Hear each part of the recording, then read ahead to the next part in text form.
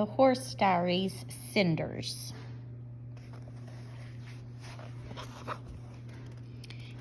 Chapter 1, 1865, DeKalb, Illinois. The little ones named me. Although I was born black, they were betting that my coat and mane would soon turn as silvery gray as my dam's. Sure enough, they did, and so I was called Cinders.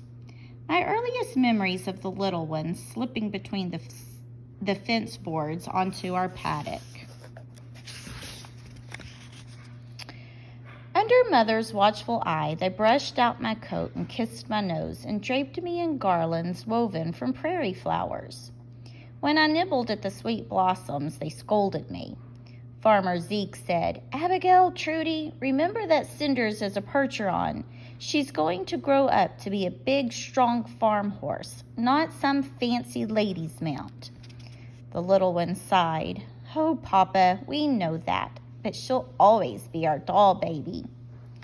No sooner had Mother returned to work in the fields than I began following the little ones almost everywhere a growing filly could go. When Abigail fed the chickens, I carried the feed sack across my back. Newly hatched, the puffs of yellow down scurried around my feet, and I had to pick my way through them with the greatest care. When Trudy entered the garden to flick the bugs of the leaves, I followed her up and down the rows without treading on a single plant. When the little ones collected the eggs, I waited for them outside the hen house. One time they balanced a row of eggs in the hollow of my back. I bore my fragile cargo all the way to the back door. The girls dancing around me and clapping their hands cried out, "Mama, come see!"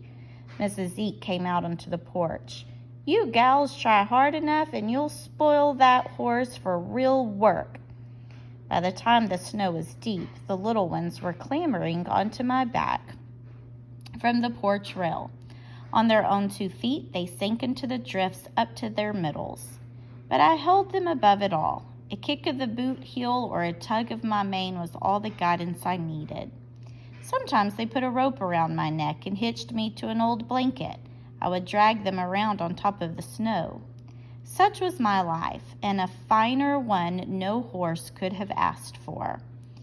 Then, in my 3rd spring, Farmer Zeke came to the paddock with a rope and a halter, and I sensed change in the air. I walked up and leaned into him the way I did when I was hankering for a hug. One hand planted firmly on my nose, he pushed me away. "You've got your space and I've got mine," he said. "You don't come into mine unless I invite you." I pulled back and licked my lips. The look in his eyes told me I must watch and listen and keep my distance until I was asked to come closer. He slipped the halter over my head, and I followed him meekly to the pen outside the barn. The little ones perched on the rail. Can we watch you work with Cinders, Papa?" they asked. "Nope. If you're here, she'll spend all her time making goo-goo eyes at you, and she won't listen to a thing I say." The little ones dropped down and went away. Farmer Zeke took an empty feed sack and flapped it at me. I pulled back. I was used to playing games with the little ones, but this was new to me. Then he held the bag out to me. I thrust my head forward and sniffed. I smelled old corn. I blew out. He took the bag and rubbed it over my ears and around my mouth and between my legs and even under my tail. Then he got a blanket and a leather thing, and one after the other he put them under my nose to sniff. I blew out again. They smelled like horse sweat. "This is a blanket and a saddle, Cinders." He put the blanket, then the saddle on my back and fastened a strap beneath my belly. My blood boiled and my skin seethed. I tried to heave the saddle over my shoulders. When that didn't work, I ran around trying to buck it off. Then I got down on the ground and tried to roll it away.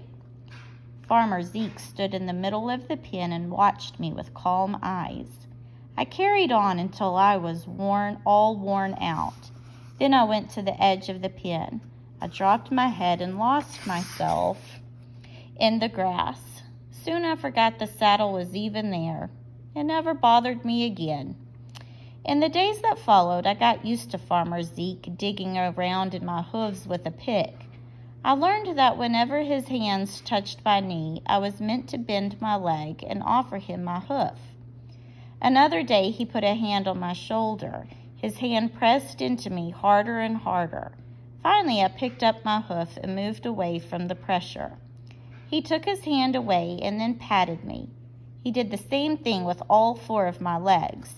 After a while, it got so that I could move every which way at a feather-light touch.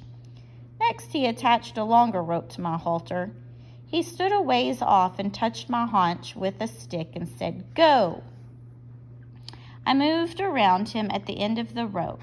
When he placed himself on the other side of my nose, I knew he wanted me to turn and go the other way. This was not new to me. Pointing with her nose, this was how Mother moved me around the paddock. After I had learned to go in both directions at a walk, he drove me into a trot, a canter, and a gallop. As for the hard bar, that was no fun at all. The only reason I let him put it in my mouth was that it tasted like molasses. But when I licked off all the sweetness, I was left with the cold taste of metal. It made my mouth water and my tongue slurp. The bit, he called it. It was attached to 2 leather lines he called reins.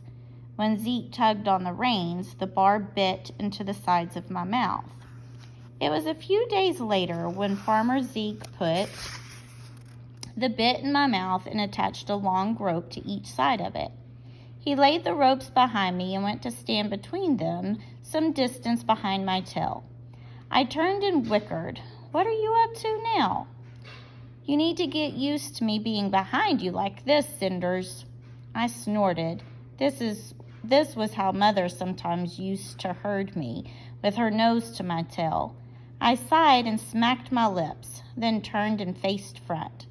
I felt him lift the ropes. He sent a gentle wave through the ropes that reached the bit. "Walk on," he said. I started moving. He walked around the pen. His hands spoke through the ropes and told me what he wanted. "Walk on. Turn this way. Turn that way. Trot. Back up. Whoa." Then one fine day, he put me in a harness and attached me to the wagon. The little ones spilled out of the house and climbed up into the seat with their father.